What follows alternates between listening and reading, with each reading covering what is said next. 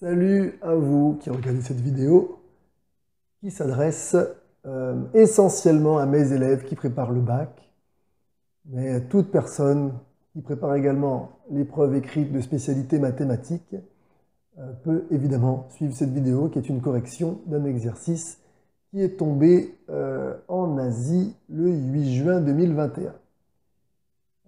Sur l'écran, vous voyez que j'ai mis 50 minutes, je le dis à chaque fois. C'est parce que je demande de privilégier 10 minutes par point de l'exercice. Voilà. Si l'exercice est un barème de 5 points, accordez 10 minutes par point de préférence. Alors, on va commencer la correction. Alors, si vous n'avez pas fait l'exercice, comme d'habitude, vous pouvez mettre la vidéo en pause et télécharger le sujet. Il y a plusieurs sites qui vous les proposent. Je parle souvent de l'APMEP ou du site sujet de bac. Donc faites l'exercice, faites-le. Et une fois que vous l'auriez fait, revenez regarder la correction. Et puis pour ceux qui ont déjà fait l'exercice, c'est parti pour cette correction. Soit la fonction petit f définie sur l'intervalle 1 plus l'infini, intervalle ouvert, par f de x égale x moins log de x moins 1. Encore un petit disclaimer, je prononce ln, il y a des gens qui prononcent ln, moi je prononce log, tout simplement parce que c'est comme ça qu'on me l'a appris. Voilà. Si on vous a appris ln, dites ln, d'accord? Je n'oblige personne. On considère la suite de termes général un, par contre ça je vais obliger à le dire. Vous direz la suite un quand vous serez diplômé. Avant ça, vous allez dire la suite de termes général un. Donc je disais, on considère la suite de termes général un de termes initial u0 égale 10 est telle que u1 10 n plus 1 ou un plus 1 est égal à f de un pour tout entier naturel n. Partie 1, la feuille de calcul ci-dessous a permis d'obtenir des valeurs approchées des premiers termes de la suite un. Pratique. Évite de sortir ma machine. Donc, dans ce tableau, on voit qu'on a n, u indice n, donc ici, 0 aura pour image 10, 1 aura pour image 7,8, etc., 2, 5,8 et quelques, 3, 4,2 et quelques, 4, 3,1, etc., 5, 2,3, 6, 2,05, 7, 2,001, etc., et 8 a pour image 2,0000, etc. Bref, premièrement, quelle formule a été saisie dans la cellule B3? Alors la B3, c'est laquelle? Hop, colonne B, ligne 3, donc ici, à partir de là, pour permettre le calcul des valeurs approchées de... il y a une faute sur mon sujet. Il y a une faute sur mon sujet parce que ici, c'est un sans les parenthèses. D'accord? Alors c'est possible que ce soit une faute parce que je fais des copier-coller. Et parfois, comme il y a des fautes sur mon logiciel, je corrige, et là, j'ai dû faire un mauvais copier-coller. Donc ici, c'est un sans les parenthèses, parce que sinon, ça voudrait dire de la suite de termes général un, et ça n'a pas de sens. Là, c'est carrément du terme un par recopie vers le bas. Donc, on y va. Je vais enlever ces parenthèses comme ceci. Voilà, c'est réglé. Je ne sais pas si c'est mieux. Enfin bref. Donc, là, ici, c'est facile. Dans la cellule B3, on va déjà mettre le symbole égal, parce que si vous avez déjà utilisé un tableur, quel que soit celui que vous utilisez, toutes les formules commencent par un égal. Ensuite, on sait que un plus 1, c'est f de un. Donc, à la ligne 3, je suis à n égale 1. Donc, c'est que j'ai fait f de u0, donc de l'image de 0. Donc, j'ai fait f de 10 ici. Et 10, est dans la cellule B2, donc la ligne précédente. Tout simplement, on a fait B2 ici, moins, alors on aurait même pu, si on est attiré, enfin je vais le faire après, je vais d'abord terminer ça, donc je dis B2 moins, alors je crois que sur les tableurs vous avez la fonction log qui est disponible, log de tout simplement B2 moins 1. Voilà. Et donc, si vous recopiez vers le bas, hein, vous savez, vous avez sur les tableurs un petit carré qui s'affiche ici. Vous cliquez sur le carré, vous faites descendre et ça recopie non pas la valeur, mais la formule. Et ça va juste adapter ligne par ligne la modification ici, enfin la modification de la ligne. Donc à la ligne suivante, il écrira B3, pardon, à la ligne suivante, pardon, on sera à la ligne 4, il écrira ça B3 moins log de B3 moins 1, puis B5, B4 pardon, moins log de B4 moins 1, puis B5 moins log de B5 moins 1, et ainsi de suite. Voilà, sur la ligne 7 sera B6, sur la ligne 8 B7, sur la ligne 9 B8, sur la ligne 10 B9, etc. etc. D'accord, si on continue évidemment. Et donc je disais, si on veut être un peu tatillon, on va mettre un dollar ici pour dire que on ne modifie pas la colonne. La colonne doit rester B. Mais ça, c'est pas obligatoire. Si vous ne l'avez pas mis, c'est pas grave. Ça fonctionne très bien avec B2 moins log de B2 moins 1. C'est juste que si on veut être précis, on met le dollar. Et si je ne voulais pas bouger une ligne, j'aurais mis le dollar devant le 2, hein, tout simplement. Bien. Alors, ça, c'est fait.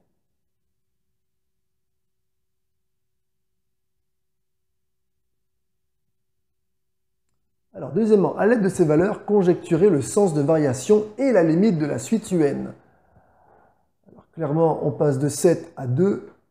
Je peux émettre l'hypothèse que la suite est décroissante. Alors, je vais le redire, la suite de terme général UN. Donc, nous pouvons conjecturer, ou on peut conjecturer, que... Alors, au passage, on et nous, c'est pas la même chose. Hein. Ça peut sembler évident pour certains, mais beaucoup de gens utilisent on comme si ça voulait dire nous. Et là, ici, quand je dis on, ça veut dire quelqu'un peut conjecturer. On, ça veut dire il. Alors, donc, j'aurais pu aussi utiliser pour le coup nous, mais là, ça voulait dire que je m'incluais dedans. On peut conjecturer que la suite UN, la suite de terme général UN, est décroissante. Donc, une conjecture, c'est une hypothèse au passage. Hein. Donc, mon hypothèse, c'est que si je vais de 7 à 2, c'est que la suite est décroissante. Et puis, on se rapproche beaucoup de 2. Hein, vous voyez, 2,05, 2,001, 2,002. Donc, on peut émettre une autre conjecture. C'est que la limite, quand n tend vers plus l'infini, de un serait 2. Ou plus simplement que un converge vers 2.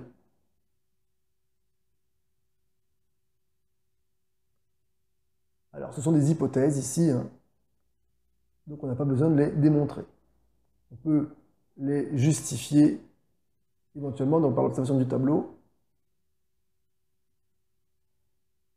Hop.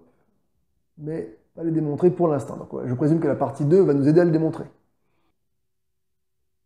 Partie 2, justement. On rappelle que la fonction f est définie sur l'intervalle 1 plus l'infini par f de x égale x moins log de x moins 1. Calculer la limite quand x tend vers 1 de f de x. Alors, c'est parti.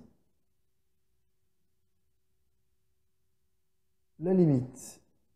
Alors, pour calculer cette limite, on va faire dans l'ordre de la priorité des opérateurs. Alors, x est plus grand que 1 ici, puisqu'on est sur l'intervalle 1 plus l'infini. Donc, on va d'abord commencer par x moins 1, sous-entendu x plus moins 1. Donc, ça fait 0 par la limite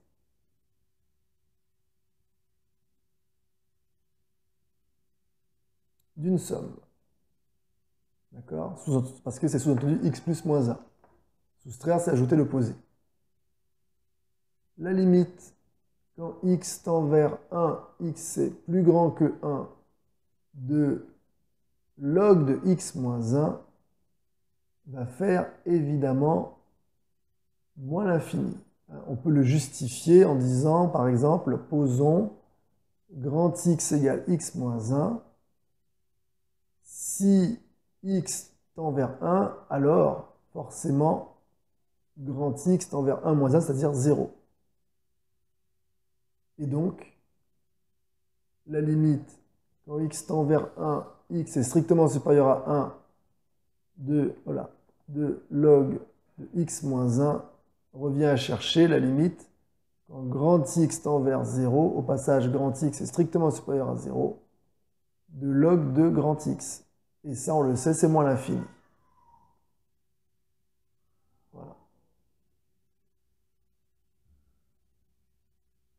Ensuite, la limite quand x tend vers 1, x est supérieur à 1 de moins log de x moins 1, ça fait donc plus l'infini par la limite d'un produit ici. Alors, ici c'est un opposé, hein, je l'ai déjà dit, c'est un opposé, mais ça peut être assimilé à un produit. Et donc, pour finir, la limite, quand x tend vers 1, x est supérieur à 1, de x moins log de x moins 1, donc sous-entendu x plus moins log de x moins 1, ça va faire plus l'infini par la limite d'une somme.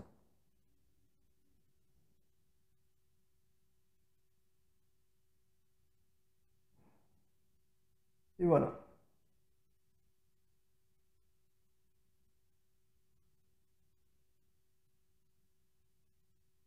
On vous dit, on admettra que la limite quand x tend vers plus l'infini de f de x est plus l'infini. Mais ça, on aurait même pu le démontrer. On ne va pas le faire ici, mais on aurait pu le démontrer.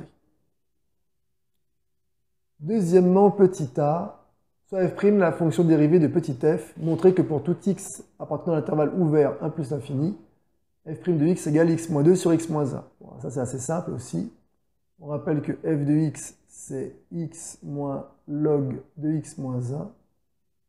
Nous savons que la dérivée de log de u, si u est une fonction, donc c'est u' sur u. On a donc f' de x qui fait donc la dérivée de x moins la dérivée de log de x moins 1. Ça nous fait 1 moins, hop, dérivée de x moins 1 sur x moins 1. Ce qui me donne 1 moins.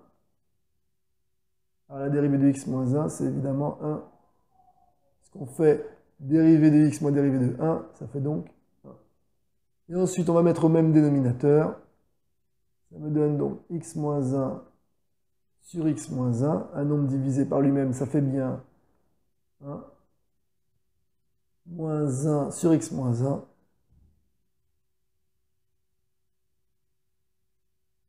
Et ensuite, on met tout sur la même barre de fraction et on obtient x moins 1 sur x moins 1. Voilà. Ce qui va me donner à la fin, hop, moins 1, ça fait moins 2. X moins 2 sur x moins 1, ce qu'on voulait montrer.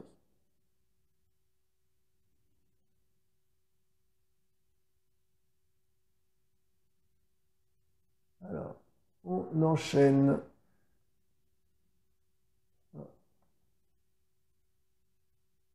Un truc qui cloche.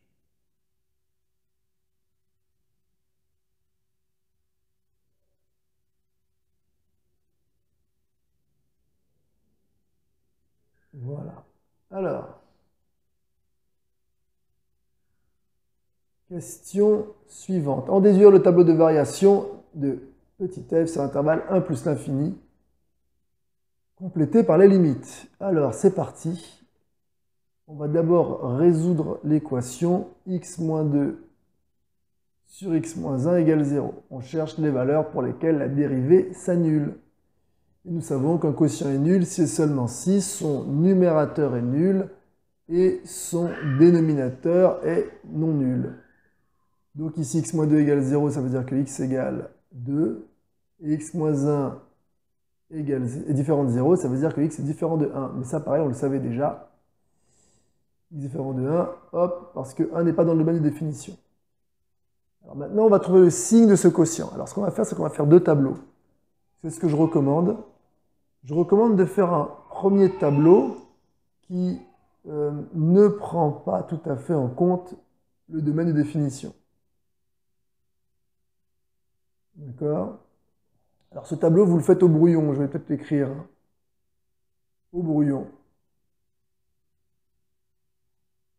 Et dans ce tableau-là, donc on va mettre, hop, première ligne x-2, deuxième ligne x-1, et troisième ligne le quotient, x-2 sur x-1. Et là, hop, hop, là il y a une double barre, puisqu'on a dit que 1 était une valeur interdite. Boum, boum. On sait que quand x égale 2, x-2 égale 0.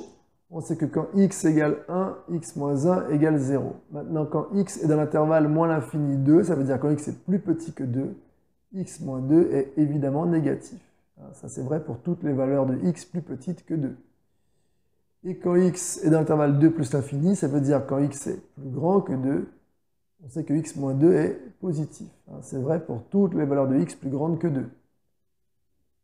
De même, quand x est dans l'intervalle moins l'infini 1, c'est-à-dire que x est plus petit que 1, on sait que x-1 est négatif. Et quand x est dans l'intervalle 1 plus l'infini, c'est-à-dire quand x est strictement plus grand que 1, on sait que x-1 est positif. Et c'est vrai donc pour toutes les valeurs plus grandes que 1. Ensuite, moins par moins ça fait plus, moins par plus ça fait moins, plus par plus ça fait plus. Et donc là, j'ai le signe de mon quotient sur R. Mais ici, je ne travaille pas sur R, donc qu'est-ce que je vais faire? Cette partie-là de moins l'infini à 1 ne m'intéresse pas. Et je vais pouvoir traiter la partie qui m'intéresse. Alors en fait, quand x égale 2, ici j'ai 0. Voilà. Donc je vais pouvoir traiter la partie qui m'intéresse dans le tableau que je mets sur la copie.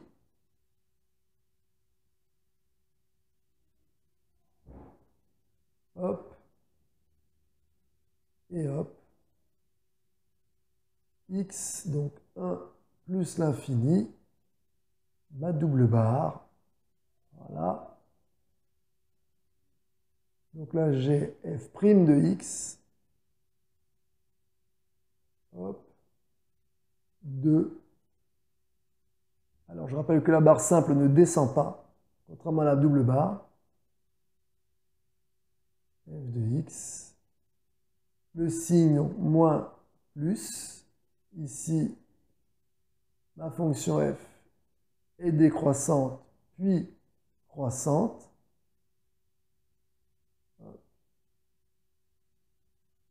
Ma limite en 1, on l'a vu tout à l'heure, faisait plus l'infini. Ma limite en plus l'infini, on m'a dit qu'elle faisait aussi plus l'infini. Et donc ici, je veux l'image de 2 qu'on va calculer vite fait. Alors, f de 2, c'est 2 moins log de 2 moins 1, c'est-à-dire 2 moins log de 1. Log de 1, c'est 0, donc ça fait 2.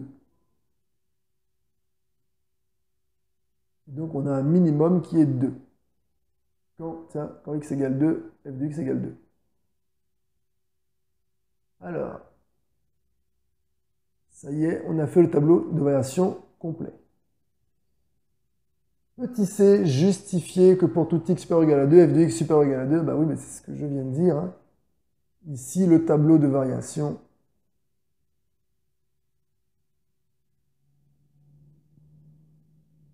nous montre, nous permet de démontrer ou nous apprend que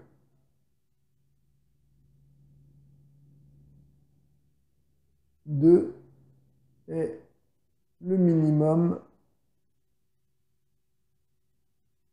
de la fonction f sur l'intervalle 1 plus l'infini. Donc, pour tout x de cet intervalle, f de x est forcément plus grand que 2. Alors, on ne peut pas avoir plus petit que le minimum, c'est pas possible.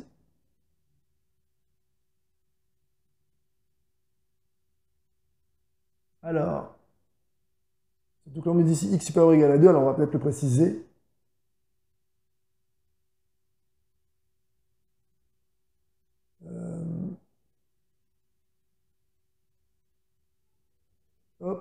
on va le rajouter plutôt.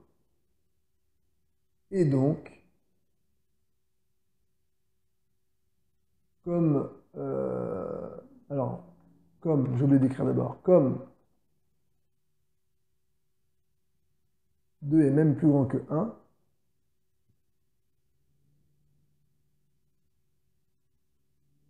on en déduit que pour tout x supérieur ou égal à 2, on a aussi f de x supérieur ou égal à 2. Voilà. Si c'est vrai pour tout l'intervalle 1 plus l'infini, ce sera vrai pour 2 plus l'infini, tout simplement. Partie 3. En utilisant les résultats de la partie 2, démontrer par récurrence que le terme un est toujours supérieur ou égal à 2 pour tout entier naturel n. Alors ça, c'est une récurrence, ça va vite.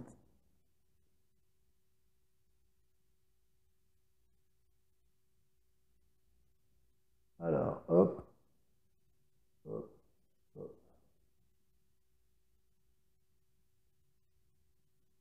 On y va pour une démonstration par récurrence. Donc on a notre propriété au rang n qui est que un est supérieur ou égal à 2. Initialisation.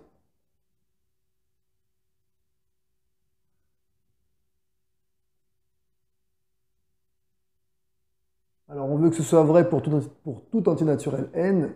Or le premier entier naturel c'est 0. Donc on initialise à n égale 0. À quoi est égal U0? Eh bien, d'après mon énoncé, U0, c'est 10.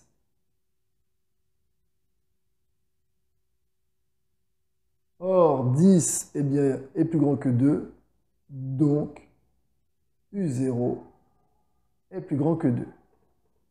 Important de respecter cet ordre-là pour pouvoir effectuer cette justification.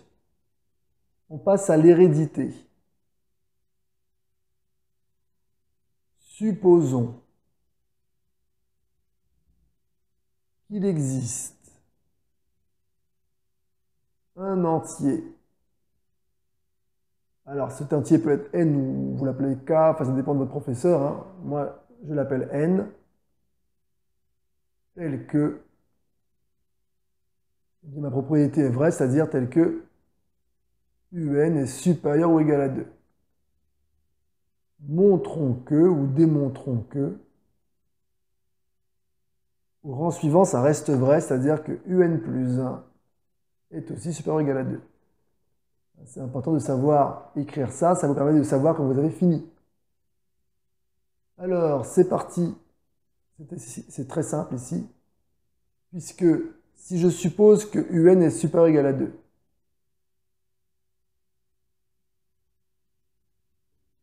je sais que un plus 1, c'est f de un. Or, nous savons que pour x supérieur ou égal à 2, f de x est aussi supérieur ou égal à 2. Donc, f de un sera supérieur ou égal à 2, puisque un est supérieur ou égal à 2. Et donc, on a fini, un plus 1 sera supérieur ou égal à 2. Voilà. Conclusion.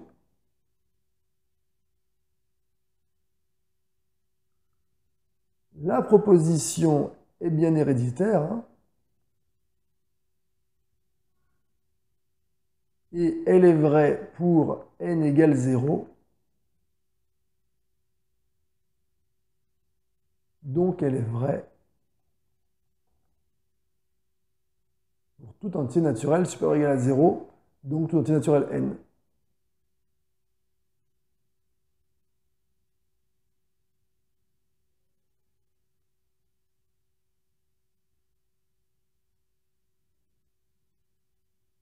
Et voilà.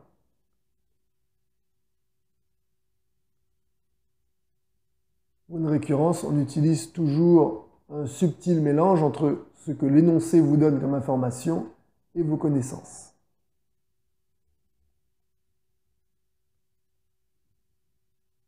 Alors, deuxièmement, montrer que la suite UN est décroissante. Pareil, je vais montrer qu'une suite est décroissante. Ici, je vais faire UN plus 1 moins UN. Alors, je rappelle que UN plus 1, c'est f de UN, donc ça me fait UN moins log de UN moins 1 moins UN. UN moins UN, ça s'annule. Et j'arrive à moins log de UN moins 1. Or, nous venons de démontrer que UN est supérieur ou égal à 2 pour tout entier naturel n. Ça, c'est important. Ça veut dire que, quoi qu'il arrive, je n'aurai aucun terme de cette suite qui sera plus petit que 2. On en déduit donc que UN moins 1 sera toujours plus grand que 2 moins 1, c'est-à-dire que 1. Toujours pour tout entier naturel n. Donc, log de UN moins 1 sera toujours plus grand que log de 1, c'est-à-dire toujours plus grand que 0.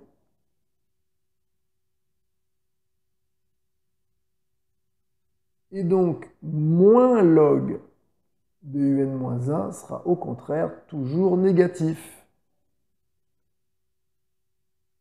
Et ça, c'est suffisant pour dire que la suite UN est décroissante.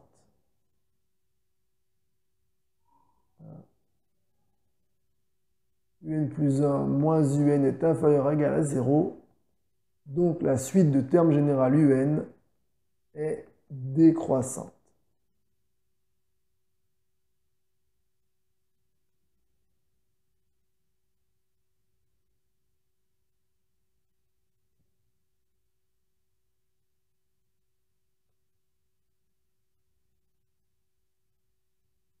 Voilà.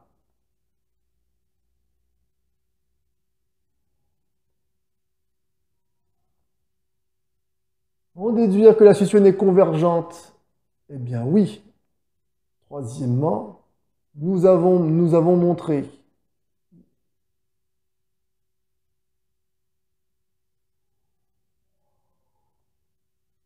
que la suite de terme général UN est décroissante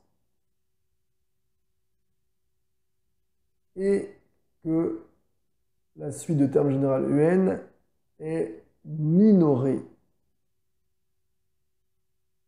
par 2. Une suite décroissante et minorée est convergente. Donc la suite de terme général UN est convergente. Enfin, elle converge, quoi. Et voilà. D'accord? Une suite décroissante et minorée converge.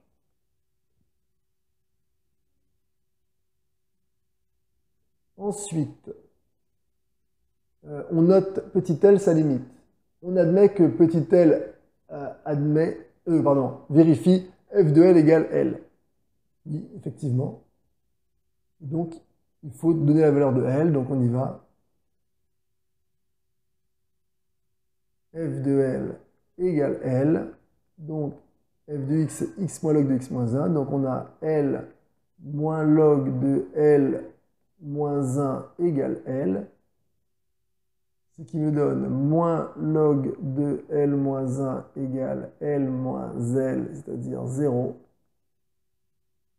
Log de L moins 1 est donc égal, donc 0 c'est log de 1, d'où L moins 1 égale 1. Et enfin, L égale 1 plus 1, c'est-à-dire 2. Et c'est gagné. On peut dire que la limite, quand x tend vers, en n, pardon, tend vers plus l'infini de un, c'est 2. Et voilà.